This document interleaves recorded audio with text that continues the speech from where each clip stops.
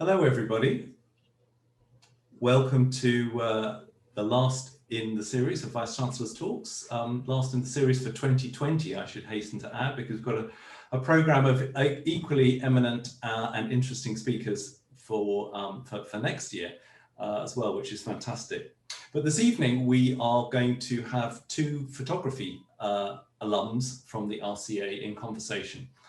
First of all, Sunil Gupta. Sunil is a photographer, an artist, an educator, and a curator.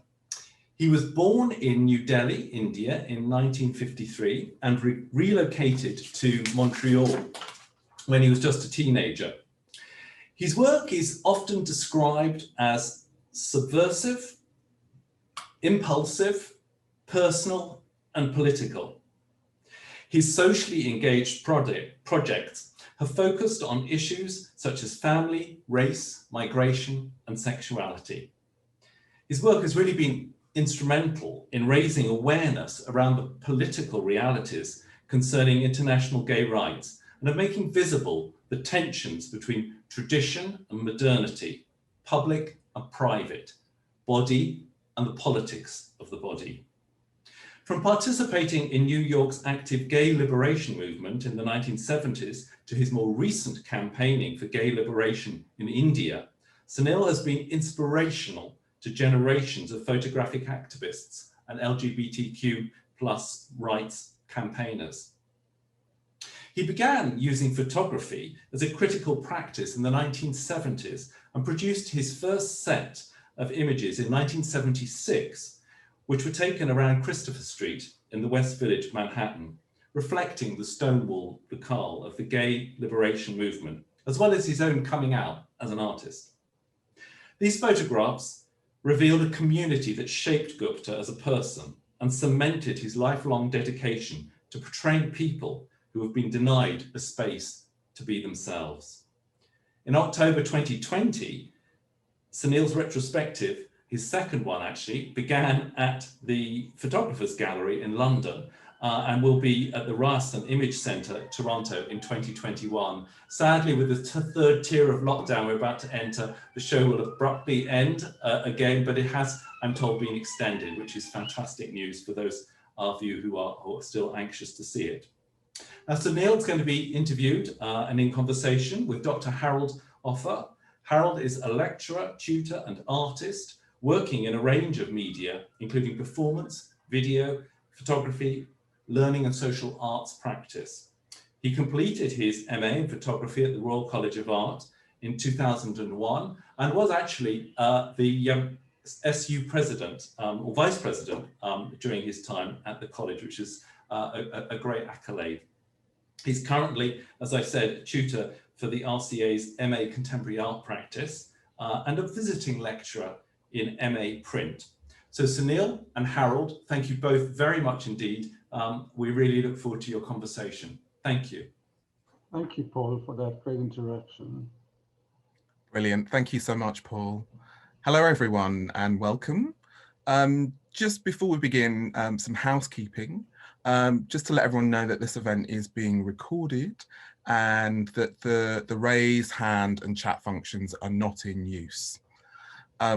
It's a really great pleasure for me to be here and to be in conversation with one of my art heroes. Just before we properly begin, I just want to tell a very quick anecdote really about Sunil and his impact on me personally as an RCA student. I still vividly remember a lecture that he gave while I was at the RCA, I think in the year 2000. And you know, I think just the impact of seeing someone with such an established practice, but who was so engaging.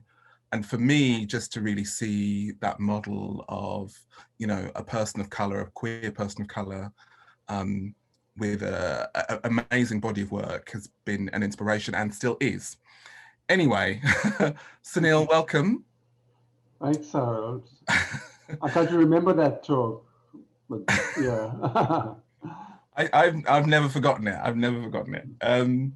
So we've got some initial discussion talking points, And then a bit later, we'll have questions from students and alumni. But I thought what might be good just to kind of start us off is I've got a question really maybe that might speak to, and I wonder if you could just talk to some of your experiences of coming to the RCA in London, I think in the early 80s. And I'm sort of curious about that time at the RCA and in London, and maybe how it then contrasted with your experiences in North America and Canada and in New York. Well, actually, when I came to the RCA, it was 1981.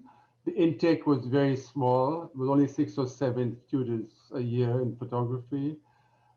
Everybody said that I would never get in because they never took anybody from a photography course. And my previous course had been photography at Farnham, and nobody had ever come from there. So, but I was quite desperate because I was a foreigner and I needed a student visa to stay on in London, because really, what I really was trying to do was to hold on to a relationship with somebody who was living in London, and I needed that visa. So really focused my mind on trying to get in. So it was amazing just to get in at first because of the sheer numbers, small numbers of people. And then after that, it brought me into extraordinary study experience in a way of being in South Kensington and living not too far in West London. So suddenly my life changed from being, out in Farnham in Surrey, farther end of Surrey, to being in a very accessible place. And the college brought in so many, anybody you could have, they would bring in. So access suddenly all changed.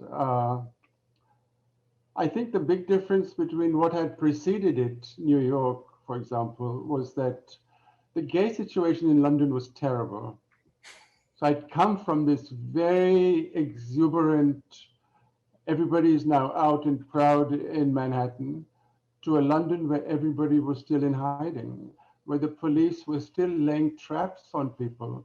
England had this awful experience of legalizing in the late 60s the anti-sodomy laws, when then promptly in the 70s, criminalizing the process of cruising.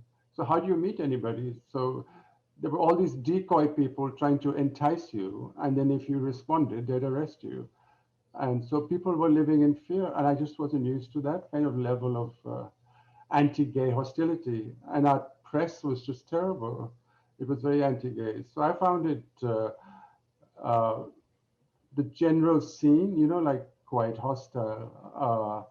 I also found that my color was a problem, whereas in New York it hadn't been, because I guess there weren't too many Indians. The whole Indian thing had been, I never really had to think about it. I mean, the most that happened in New York was that some people thought I was Puerto Rican, and so they would cross the street when they saw me in case I mugged them.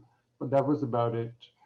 But in London, I suddenly had a race problem, which I'd never had before, ever in my life, anywhere. And people would come up to me and say, Packy, go home, kind of thing, on the tube coming into college. So that was kind of new. And then I had come from a New York, which was enormous, with an enormous photography scene. We're talking about maybe 50 galleries. The history of photography was on show in the museums, at the Met, at MoMA. You could go in, and I'd hung out with people, and people were very sociable. I'd taken part in a kind of photo world and met a lot of people, gone to auctions. Suddenly in London, there were virtually no galleries. There was not much of a scene. It wasn't considered much of an art form at that time, so it felt like the medium itself was really struggling here. And we had this very abrasive professor, John Hedgecoe, but I don't blame him, because he really struggled, because he began life at the RCA as a technical department. Photography at the RCA used to be, let's go and take a picture of somebody else's painting as a record. It was a support thing. And he made the college create a medium level department out of it, which I thought was quite an achievement. And then I think despite his many faults, he was a great lobbyist for the medium. And it was a tough department to be in. You know, the critics were very aggressive. You know, if we shared a crit, Harold, you know, the objective was, how can I make you cry? So I would just attack everything you did. So you were sink or swim time, really. It wasn't a place that you were going to, you know, be like a little bit timid and shy. That people would shred you. So it was tough at that level in the actual college itself. Mm. And then there was no one to teach you because there was nobody of color. There was nobody queer who was out. I didn't know how to get information, you know, so you basically taught yourself. But yet there was this great technical stuff. So there were our buddies. You know, you get everything done, you know, processing, printing, everything. So printing was my thing. I became a printer. And the texts were the ones really that really would teach you anything. Mm. And so I spent a lot of my time really outside the college, you know, doing race-related stuff or queer stuff, going to meetings, you know, going to India to shoot. I wanted to segue into that actually, because I mean, also in the 80s, you know, you were quite involved in quite a lot of activism. So, you know, working with the GLC and the Black Arts Movement, and then setting up Autograph, the Association of Black Photographers. I wonder if you could talk about, because a lot of that was post RCA and how you made that transition. It came, actually it emerged in our degree show by accident. So it did start right in the building, actually right up in Kensington, because a group of us got together, like students, graduating students of color. And by then we were beginning to call ourselves Black, regardless of actual color. It was a post-colonial moment, really. And so we asked the college, could we have a room during the degree show? We could have our own little Black student show, and the college agreed. So we did participate in the normal degree show. So I had my work up in photography, but then I also had some work up in this other place. And then we invited some people, and the GLC came to see. And I think they met a generation of graduating art students who were interested in what they did. And they were looking for young people who could talk the art talk. So they were interested in us. They really liked me because my name was short and ethnic, you know, so there was no doubt about who I was. And I made a momentous decision. You know, one of the things that I've learned over my life is that you make what appear to be small decisions, but they're really very big in retrospect. I decided to not go to Cork Street and find a dealer. I did, through the normal degree show, have a couple of offers, normal kind of art world type offers. And I said, no, thank you. I'm going across the river to do politics. I don't, you know, because I don't want to be this bourgeois art person. I don't want to make pictures just to sell them. Please, that's not what we want to do. We want to go start a revolution across the river. So that's what we did. So that's how it started. So we went off and joined committees around racism and anti-racism, and worked with Ken Livingstone to work out cultural policies for London and all of that. Out of which came shows for the community. There was community building also, remember? No Black Asian people were coming to see anything in terms of our visual art world. So how to get them to come, how to maybe take the shows to them. So then we had the Black show in Brixton. Can I just show you that? Yes, please. So just a quick slide here.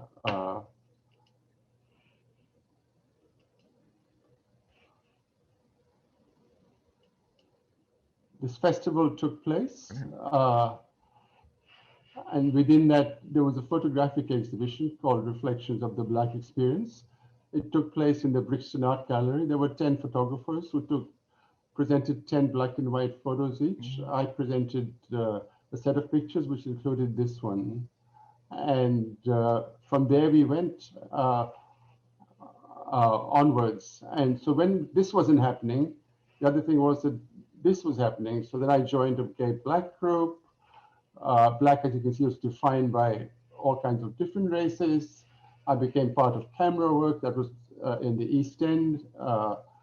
We did a queer show there, LGBT show. and stuff like that. So, so Harold, there was stuff happening at the GLC, but also in other funded workshops.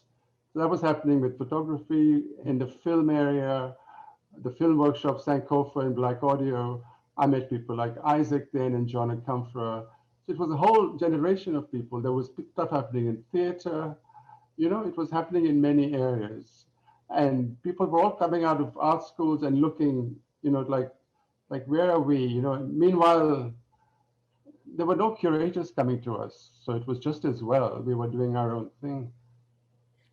Yeah, it's very much a spirit of self-organization. And It was, I mean, yeah. you know, for me as a sort of, from a different generation, I mean, you know, you left an infrastructure of organizations like Autograph or like Innova, and certainly kind of, you know, just shifted the kind of cultural landscape, I think, in the UK. I just feel it's important to recognize that, you know, it's so, because they, you know, that infrastructure wasn't there before, really.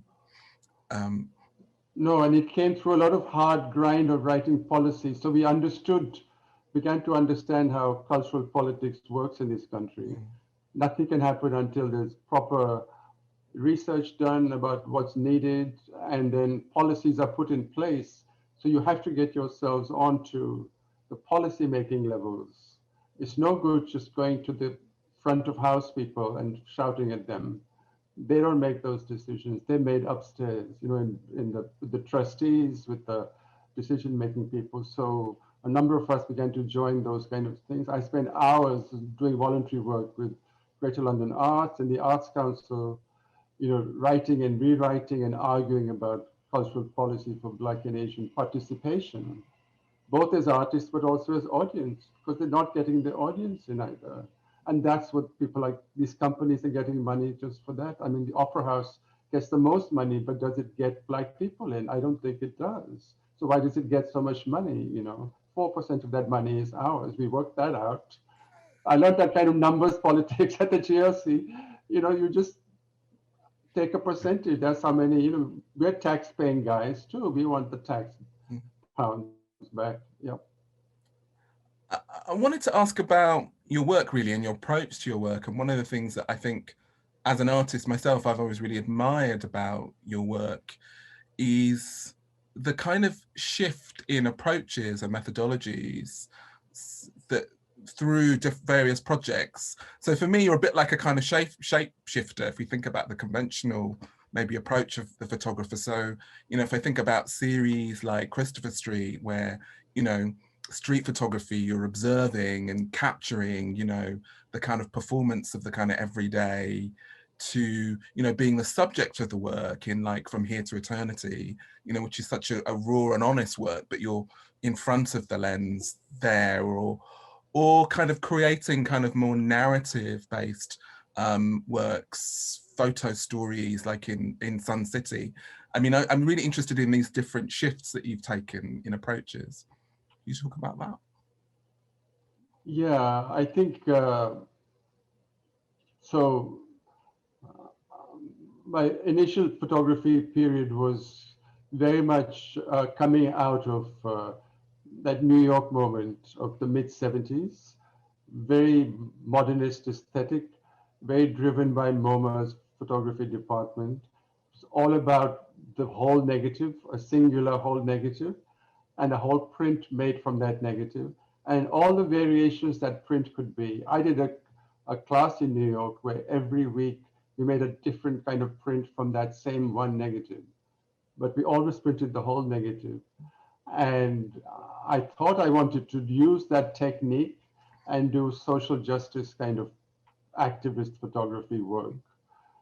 Except when I left the RCA, there was no such work happening. So I prepared myself to work, and then I would have no clients. So on the other hand, what did happen was that documentary, or rather photojournalism itself, was called into question, the ethics of it. And I'd been going into India to shoot and bring back work. And I was anxious about the ethics of that, taking expensive Leicas out to India, taking pictures of very poor people, trying to explain their situation. to show in central London. It didn't seem right somehow. And so a number of us then began to respond to this situation by doing a kind of constructed documentary work. So when I did Exiles, I decided not to do a documentary. It wouldn't have been fair to the people. But I did want to have real, in a sense, gay Indian men in it. I wanted to have real spaces in it. So I cast it with some people who were also my informants. And then we went to the locations to make these pictures. And I used an audio tape recorder to pick up some dialogue and discussion to have as the text, because I thought the pictures alone weren't enough to convey the nuances. I think really I was a frustrated filmmaker also, that's what so I couldn't tell the story just in like the one picture then. And aside from that, then over time, I think by the end of the 80s, I had a real break from that kind of modernist aesthetic. So because in Exiles, the picture was very like preserved, the negative singular picture. But when I did Pretended Families, I had pictures of the demonstrations which took place against Clause 28. And demo pictures are very problematic. I started like that. When I started, political photography meant going out and taking a picture of a demonstration. But then that got called into question as well. Like whose vantage point is that? Who are you shooting? Who's doing the looking? Who's being, and all that business. So then I just cut up one of the negatives from the demonstrations and attached it to the side of made a kind of collage out of it. And for me, that was very radical to cut my negative into bits and just use a part of it. That was a big deal for me at the time. And after that, there was no looking back. So by the time Trespass came along in the 90s, scanners had come. I was scanning everything, my own pictures, other people's pictures, book covers, newspapers, postcards, anything I found, I was scanning and just throwing it all together in some big digital collage, very low DIY, low res. The quality of stuff stopped bothering me. I also got over this hang up about, it's got to be like really perfect and like, 300 DPI from edge to edge. So I 72 DPI and I made 10-foot wide prints. They were very pixelated, but I thought they looked fabulous. So, and I guess I'm kind of promiscuous. As a photographer, sometimes when I can't think of what to do next, I think, what the heck, I'm just going to change my format, throw away the Hasselblad, get a snappy camera, try it differently, So I'm not one of those that does the same kind of thing all the time. That's true. Brilliant. I'm just aware of the time, and I think we're gonna maybe now go into the Q&A, and we have a number of questions from students and alumni. So I think Paul rejoining us for this? No, I'm going to leave you. Okay. I'm going to leave you in peace, Harold. Okay. Okay. I think he's going to join us for the last one. I think I'm going to introduce the students, so I shall start by doing that. So we've got our first question is from Alexander, who's a first-year MA photography student.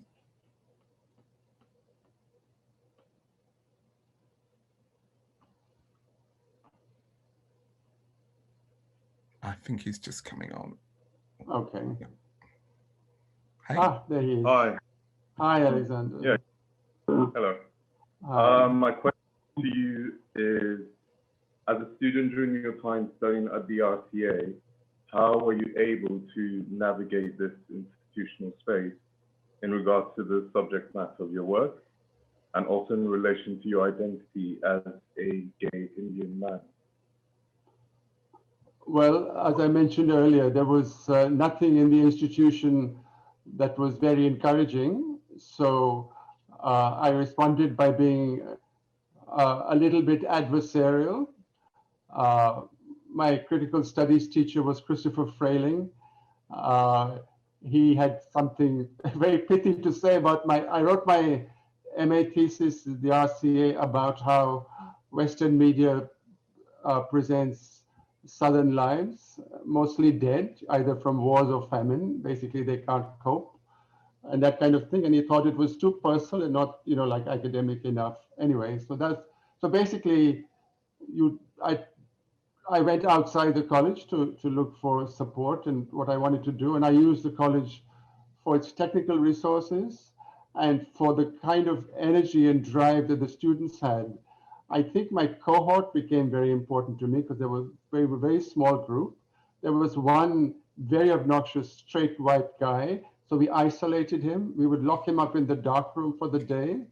So we had ways to deal with him, But there was another queer woman, which was pretty good. There were two of us in a small group, and so it was quite a good cooperative cohort, exchanging information about jobs and so on.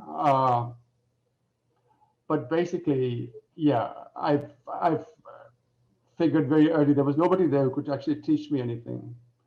I'd have to go out to find it. But hey, that happens. The thing is, though, the reason it wasn't the primary reason I was there, but I discovered the RCA opens doors because I have to go and hustle for a living after. I had to call at least 20 magazines every day to try and get someone to see me. I remember once I called Vogue and the woman said, why the heck should I see you? Who are you? Kind of thing, to me on the phone. And I said, well, I just came out of the RCA. And she said, okay, I'll see you. So it opened doors, didn't teach you, but it does open doors. Does that make sense? Yeah. Brilliant. Thanks. I hope that situation has changed. We've got our next question from Andras, who's a first year, again, MA photography student.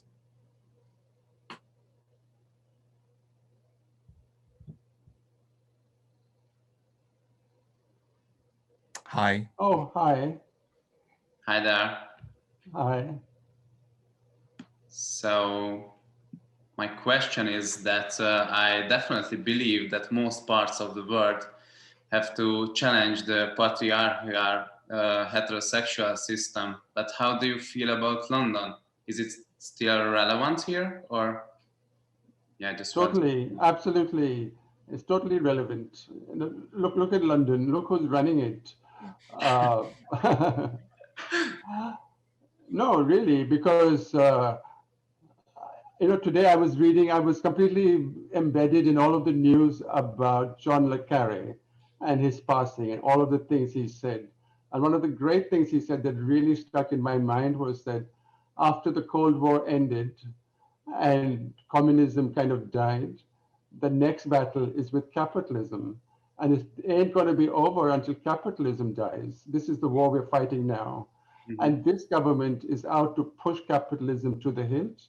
They are sending out directives to colleges and schools saying that we cannot speak in certain ways to our students. We can't be anti-capitalist, we can't be anti-racist, and so on. So I think there's a new battle starting here, and it's getting more and more, it's coming out in the open. Great. Good to hear it. Okay. Thank you. Yeah. Brilliant. Thanks for your question. So the next question is from Ning, who is a second year MA photography student. Hi, Ning. Hi. Hello, I'm Ning. My question is, I always find myself in a dilemma about whether or not I should set the scene in advance. How do you balance photographic recording of an event in the moment with a predetermined scene setting? And what are your views on documentary photography? Okay, well, I love documentary photography, so I'm very positive about it. I really like that aspect of photography. It's kind of the way it's got content, and it's very descriptive. So I'm now old enough to realize that any documentary picture that was made in the past has become enormously valuable, whether it's a domestic picture of my family or whether it's one of those pictures from the 1980s. I did a book just now of my, like a scrapbook of all kinds of random, if you like, documentary pictures of what was happening around me.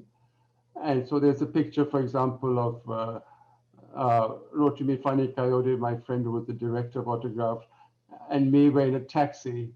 And it's just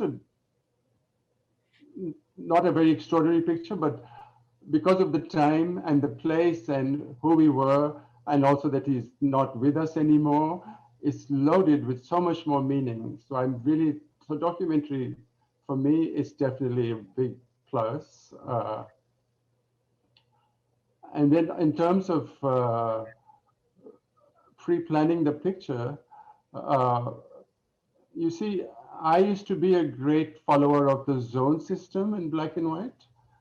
I don't know if you've come across that, but basically you pre-visualize everything. So even if it's a street picture, you don't leave it to chance. So before I take a picture, I see it in my head. And because I was primarily interested in the print, I actually want to see it as a print before I make the exposure, even if it's a street picture. So I'm walking down Oxford Street thinking, what will make a good print? And I see it in a flash and then I try and capture it. So yeah, it's all predetermined. It's not a chance thing. Thank you. Okay. Thanks for your question. So the next question I'm actually going to read out, it's from Andrew Hart, who actually can't be with us, who's an alumni from painting. In a way, you have touched on this a little bit, but Andrew's question is, how did activism and being an activist manifest itself at the RCA? Not sure if you want to go over that, or maybe because I know the activism for you also started earlier, you know, in Montreal even, I think. Yeah. So yeah, in a way, I'd kind of already done my undergraduate years being like super activists, going to every meeting and going to all the demos and everything. So by the time I was in the RCA, I was kind of slightly mature student then anyway. And I did feel a little sorry for the guy who was sitting all alone, offering the Gay Society desk when we first arrived, you know, when they had the day when all the RCA societies trying to sell themselves, and so the gay one was, he had no takers. So I went over to say hi.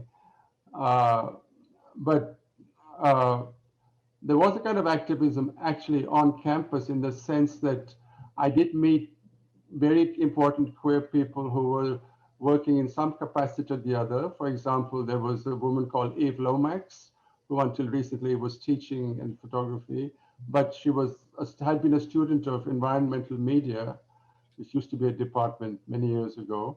And the professor of that department was a filmmaker called Stuart Marshall, who was a queer man, who I also got to know and who we got very involved with HIV later. And so there were figures like that. But aside from that, the big activism for me at the RCA was that I met a bunch of other students of color, and that we managed to somehow network across the departments, which was not easy. It wasn't easy then, and I don't know how much easier it is now. They keep saying that, oh yeah, you can go and meet everybody in painting and sculpture, but actually, as we know, often it's not so easy. But we did manage to network and to create that one show. I met some people that way, one of whom was somebody called Rui Hamid, who's a graphic designer, who I still meet today sometimes. So yeah, there was a cohort of Black students and we did start to meet. Unfortunately, we didn't do a lot within the college because, you know, everybody was so like trying to get their work together. Brilliant, thank you. So our next question is from Jia Lang. He's a second year MA photography student. Oh, no, sorry. I've gone ahead too far. It's Wojciech, who's a first year MA photography student. Apologies, Wojciech. Sorry. No worries. Hi. Welcome. My question is, I've noticed that some of your works include written text. Can you please elaborate on how this comes into play? Is there perhaps something insufficient about the photographic image itself? What are the relations between image and text in your works? Are they complementary or quite the opposite?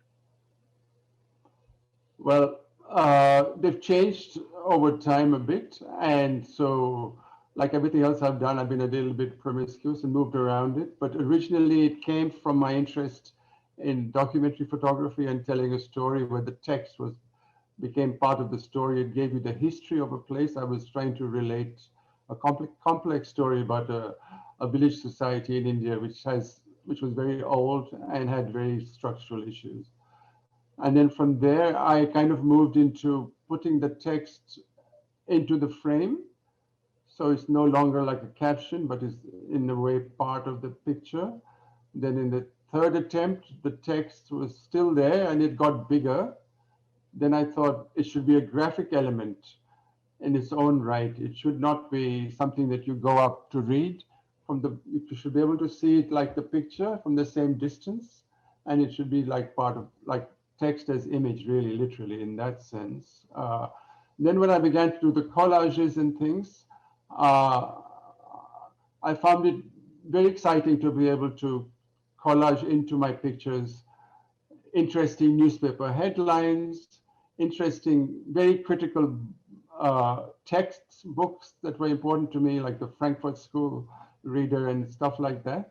But I could bring my bibliographic references visually as a book cover into the artwork itself. So there was no need to write an essay. It was there in the actual work. So yes, text is like come and gone that way. Yeah. Thank you. Okay. Thank you. So yeah, this now it's Jialing, who is second year MA photography. Sorry. Hi. Hi. Hi. My question for you is, where should my attention be as a photographer who wants to study diaspora as the result of cultural misunderstanding?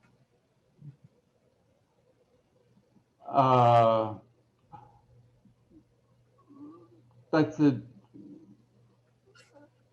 interesting question, because you sound like you're not from the diaspora yourself. What make you think that? It's just the way you're speaking. That's all. Like a British person. Well, I'm not British. No, that's what I thought. So by diaspora, I understand people who were first or second generation migrants who live in another place. So like if I, if I went to, I don't know, like if I had just come from India to London to study Indians who live in London, I don't think I'd have any better understanding or sympathy than anybody else. I think the migration experience is quite unique. And there is a tension between that. So I think rather than diaspora, I'd rephrase that a bit and think about migrants and the cultures that have been established as a kind of diasporic experience. In London today, for example, even with South Asians, there's many different kinds. There's the diasporic people whose parents or who themselves have migrated, who are often have a particular kind of experience of the UK. Then there's Indians who come from India because they can afford to have a second home here. And they're living here with swimming pools and snorting cocaine like the best of the white people. So we're completely different to the diasporic ones. You know what I mean? So like, it's a complex question. I would prefer to think of it as a migration question. What do you think? I Does think that make any sense to you? even though they have like you said, even though some of them migrate here because their parents migrate here, and some can just afford to live here, but there's this they share a common experience. Let's say, like you said before, that sometimes they can be offended because of cultural misunderstanding, and racism doesn't happen to you because you're rich or poor. It's a common problem, and I think that's something that I'm quite interested in, because recent years, like you said, many say Chinese, they moved to the UK not because they were migrated, their parents migrated, but because they came here to live or study. Yet at the same time, even though they just here for a short period of time, they still experience the same kind of problem. No, that's true. Sure, I get it. Yeah. But you have the option of returning, I presume. So many of us don't have that option. So we're kind of very invested in having to change what's happening here.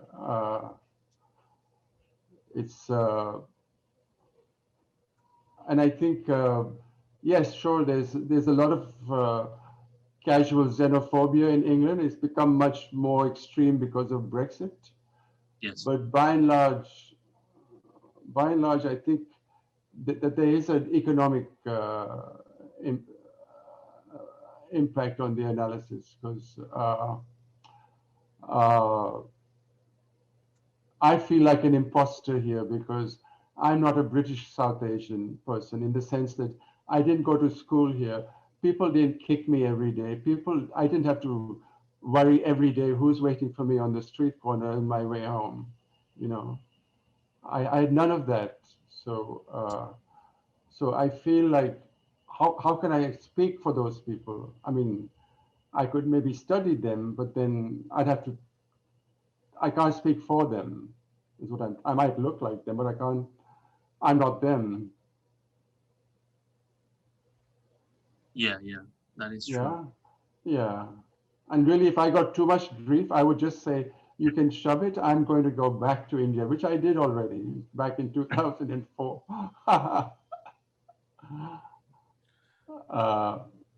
But Sunil, as part of your street photography, you did capture these extraordinary photographs, from your show at the Photographers Gallery of, communities, South Asian communities in the UK in the 80s. Yeah. Really amazing photographs that you sort of also managed to take. Yeah, I sort of went to some lengths to come in and present myself as a fellow, Asian. But Harold, I had, and always in the back of my mind, I felt like I'm cheating here.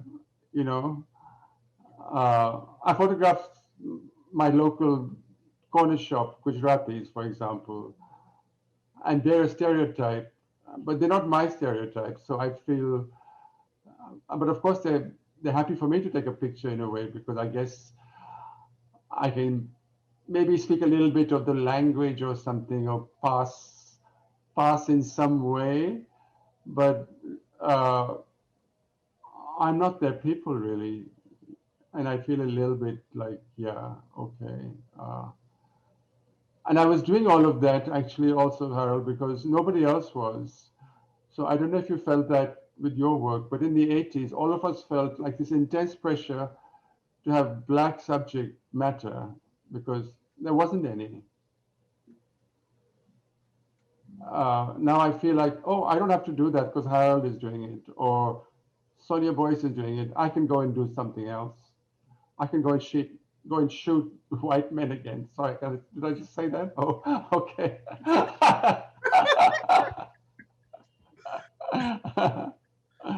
I mean, that speaks to kind of visibility, doesn't it? The sense. Yeah, because there was absolutely nothing. It's hard to imagine there was nothing of color, in the galleries or anywhere to be seen, and you had to produce this kind of stuff to put it up there.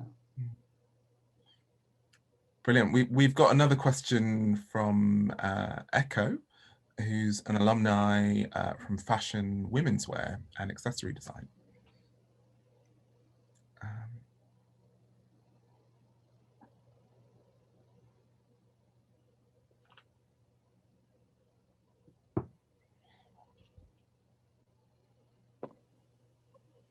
Hi. Echo.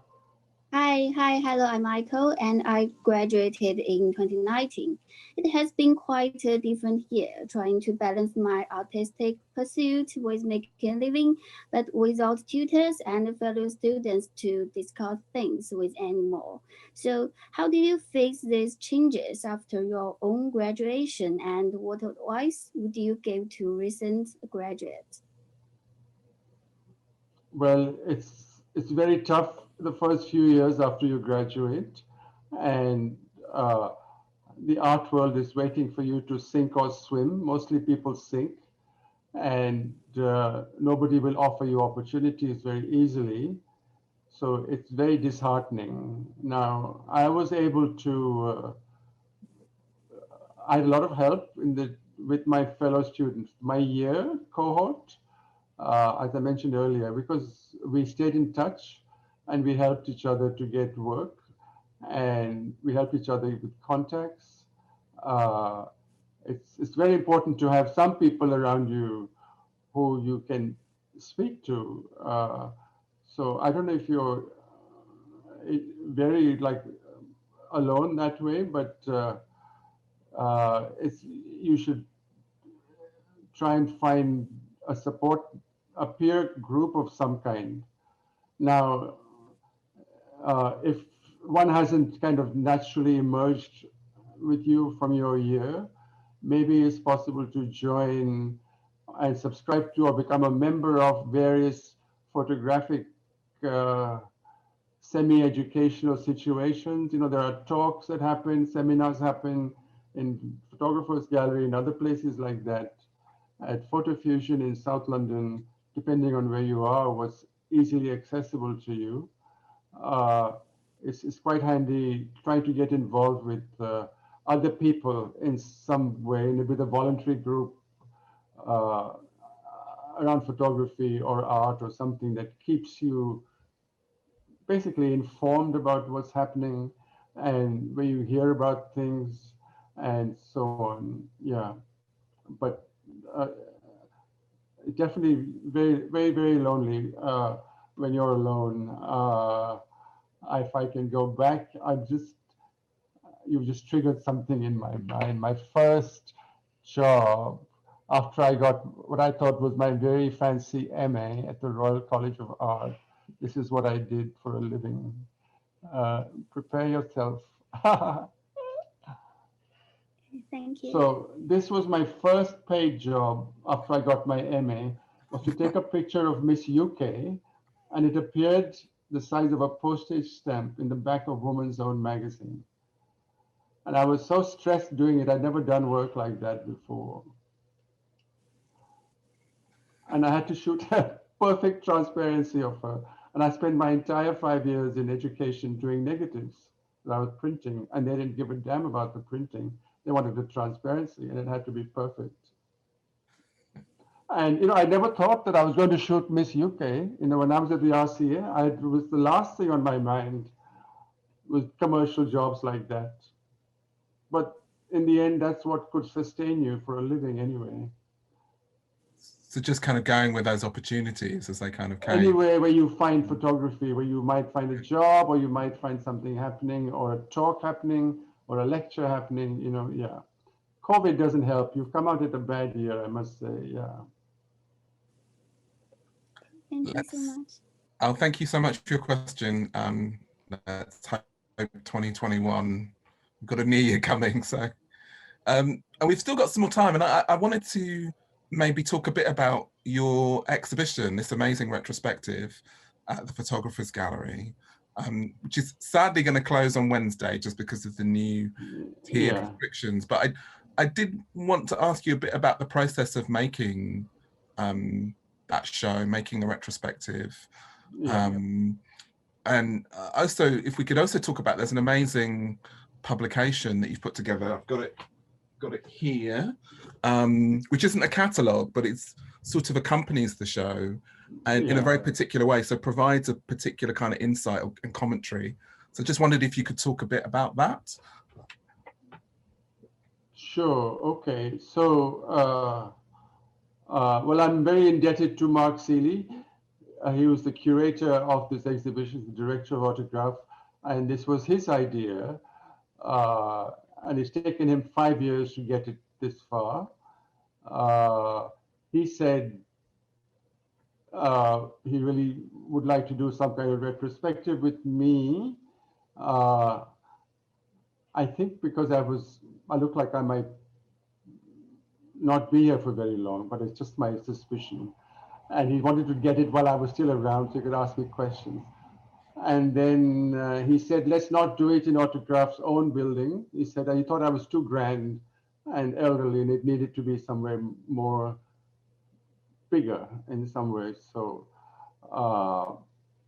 he has very much been the person behind it. And also he did this incredible editing job. Because as you can imagine, I'm a shooter, as you probably gathered from this evening. I have hundreds of thousands of pictures. And so we slogged through it. And first of all, to figure out what could be in the show. The gallery is not very big. I have too many projects. So which projects to have, which not to have. So entire projects are missing. And then some of the projects that are there, that are represented by only 1 or 2 images, not the full bodies of work. Country, for example, is about 40 pictures. There's only 3 in the show. So that kind of very fine-tuned editing, he was extremely, I think he's very good at that anyway. So he brought that kind of skill with him. And, you like to think, one likes to think one's a good editor, but when it's your own work, generally it's nice to have another set of eyes. And over the years, I've actually enjoyed the experience of having other people edit what I've done. I welcome it. I'm not somebody who needs complete control over everything all the time. So he was very much largely responsible for what we see. And then we decided that a lot of the pictures that are in the show, the project pictures, already exist in some kind of printed form. Autograph had done a book of me way back in 2004, a smaller book. And there was another one, Queer, that my Indian gallery did, which I see you've got on the back wall. So yeah, so that has nearly all the pictures, the projects are represented in these books. And we didn't have like a vast budget, so we couldn't do like a giant tome, like an encyclopedia, door-stopping kind of book, like a museum can. So we decided with the kind of money we had, that would be really interesting to look at my archive. This is something that's been interesting me anyway, that we'd make a book that was an accompaniment to the show, not a list of everything in it, but actually probably good to walk around the show with the book in your hand because it shows you what else was happening when those pictures were happening. And so this was another huge editing exercise because again, there are hundreds of my very favorite pictures in it. There's so-and-so doing something, there's somebody else doing something else. There's a picture of Kobina Mercer at a gay black party that I went to, and he's wearing his tie, and you're thinking, what was Kobina thinking? Who's going to want to, like take you home wearing a tie? And there's Araba Mercer, his sister, who I met at a demo. So there are things in the book that are not explicit, but you kind of, there are threads to pick up if you're interested. Yeah, that's what I like about it. It'll give you as much as you want to look for in it. And mainly it'll tell you, what I always say to people is that, I certainly don't work alone. I've always worked in a context. I'm not a studio guy. I can't deal with being in a white space, locked in, trying to think of the next great work. I need people and issues and company and context and stuff happening. Yeah. Yeah, I think that's what I really valued about the publication. I think it's a really great approach because it does really give a sense of the context and you being in conversation with a whole sort of generation, a whole peer group of people. You know, I think it's very easy to think about as art as coming out of the sort of singular kind of sort of genius, but yeah. Also I think it's honesty. You know, you've got letters and correspondence, and there's kind of commentary. You know, there's a sense of a kind of real journey that's kind of sort of portrayed. I think that's yeah. And there's so many people who get lost, who don't get mentioned in the history books, who were very instrumental to things happening.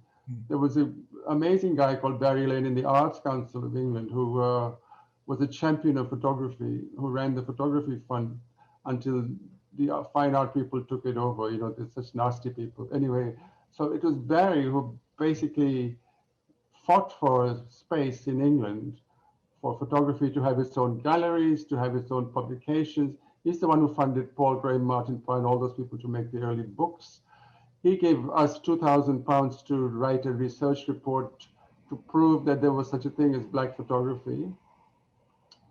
Because, you know, when we first said there was black photography, everybody said, well, how, where, show us. So then he said, okay, I'll give you £2,000, you go and research it. And that kind of thing. And it wouldn't have happened without those kind of people. And they're nowhere to be seen in the reviews or in the history books, and nobody talks about them. But there were these key players. Yeah, I mean, it's yeah, definitely really an amazing insight. We're coming towards the end of our time. I mean, there's loads that I could talk about. We haven't talked about so many great bodies of work, but I'm gonna like shut down my fanboy and just really thank you so much, Sunil, for your generosity, I think, and obviously huge thanks to all the fantastic questions that we've had as well. I think it's really, really great, I think, to have the insight into your work and your particular approach. So thank you so much. Thanks. Just like to add my thanks too to Sunil and Harold as well. I think both very different generations of artists, and I think that you describe a world, Sunil, that I sort of remember pretty well. I remember when I first went to New York. And then actually I lived there for 9 years, and I kind of knew that the UK was a bit of a hinterland in terms of photographic exhibitions and the treating photography as a serious medium. And then being in New York and seeing ICP and all these different MoMA, as you said, all these very, very established for 50 years sort of institutions and places for photography. And then actually the UK is still a little bit of we still have a slight suspicion, well, not a suspicion, but we still, it's still pretty underrepresented, I think, as an art form. Yeah, because I think photography in England was a trade. Completely. And when I used to work for Fleet Street in the 80s, the writer was much more supreme, and they just referred to me as a snapper. You were just the snapper. Yeah. Harold reminded, or told me actually, that I was not unaware of it, that the photography originally resided at the RCA within the design school, which again I find extraordinary. But anyway, thank you both very much indeed. It's a fascinating insight into. Thanks for having me. It's really, really wonderful. We're very proud of you, and we just want to try and get some back into that exhibition as soon as Tier 3 lifts, and be ducking and diving and finding our way there. So thank you both very much indeed. Thank you. Thank you everyone for having me. Thanks Paul. Yeah, okay. Thanks Harold.